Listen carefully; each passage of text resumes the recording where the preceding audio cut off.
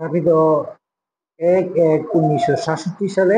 আর আমি এখানে কর্মরত আছি ৬/১৯/২০১৯। পূরণকারী শিক্ষার্থীর সংখ্যা ৩৯, পাস হলো ১২, আর পাশের হার হলো হার 30.77। ভালো মানুষ হওয়া খুবই জরুরি, কারণ ভালো মানুষ ছাড়া দেশ, রাষ্ট্র, জাতির উন্নয়ন করা সম্ভব নয়। ভালো মানুষ তৈরি করতে হবে।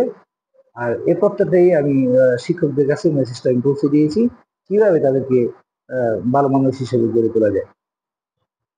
ডিজিটালের হাত ধরে বিগত বছরগুলিতে গভর্নমেন্ট ডিজিটালের ব্যবস্থা বাস্তবায়নের লক্ষ্যে ডিজিটাল ল্যাব আমাদের প্রতিষ্ঠানে স্থাপন করা হয়েছে। আর ডিজিটাল ল্যাবের মাধ্যমে শিক্ষার্থীরা তথ্য প্রযুক্তি যে বিষয়টা সেটা মোটামুটি আগে চেয়ে যখন ছিল না তখন যে এখন ভালো করছে এটা আমি মনে করি। আর আমার শিক্ষকও ভালো করার জন্য আরো চেষ্টা করে যাচ্ছে, চালিয়ে যাচ্ছে। অভিভাবকদের করণীয় হলো যে একটা ছেলে মেয়ে জন্মগ্রহণ করার পরে তার পিতামাতা উইলিংলি তাকে তার কান্না, তার কষ্ট দূর করার জন্য মোবাইলটা হাতে তুলে দেয়, যার জন্য ছোট থেকে তারা মোবাইলের প্রতি আসক্ত হয়। আর এটা থেকে দূরে রাখার জন্য আমরা শ্রেণীতেও শিক্ষকদেরকে এভাবে আমরা বলে দিয়েছি, যাতে করে তার অভিভাবকরা যেন তার ছেলে মেয়েদেরকে মোবাইল থেকে দূরে রাখে।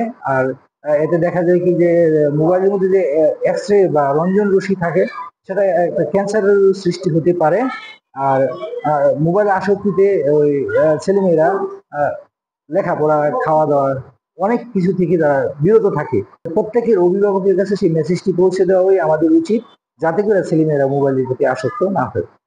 মাদক প্রতিরোধের জন্য আমি শিক্ষকদের মধ্যে থেকে শিক্ষক এবং ছেলে মেয়েদেরকে নিয়ে একটা কমিটি করে দিয়েছি। সেই কমিটির মাধ্যমে প্রত্যেকদিন যখন আমরা অ্যাসেম্বলি করি, অ্যাসেম্বলিতে মাদক বিরোধী এবং বাল্য বিবাহের কথাটা থাকে, যে আমরা সর্বাত্মকভাবে চেষ্টা করবো যাতে আমাদের এই মাদক থেকে এবং বাল্য বিবাহ থেকে দূরে থাকে। আর বাল্য বিবাহের ব্যাপারটা হলো যে আমাদের এই এলাকা অর্থনৈতিকভাবে ক্ষতিগ্রস্ত বিদায় অনেক বাবা মা উইলিংলি তাদের ছেলে মেয়েদেরকে দেখা যাচ্ছে যে পরিবারের ব্যয়ভার বহন করা সম্ভব হচ্ছে না বিদায় আমাদেরকে না জানিয়ে হয়তোবা তারা তাদের মেয়েকে বিবাহের দিকে ধাবিত করে।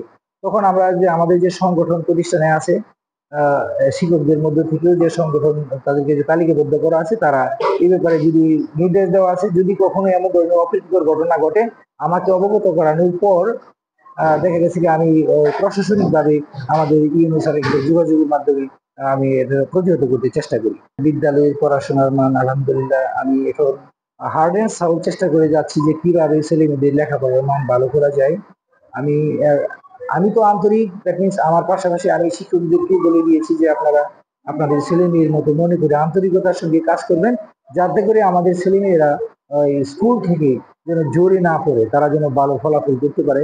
আর তাদেরকে আমিও যেমন ধরেন ক্লাস মনিটরিং এর মাধ্যমে শিক্ষকদেরকে প্রিপার করি, হয়তো বা শিক্ষকদেরকে বলি যে তারা যেন পাঠ্যিকার মাধ্যমে শিক্ষা দান করে এবং তারা যেন বাড়ির থেকে মোটামুটি ক্লাস করার জন্য একটা প্রস্তুতি নিয়ে আসে আমার ছেলে মেয়েকে ভালো পারফেক্ট করার জন্য। এটা ভেরি মাচ টু ইউ।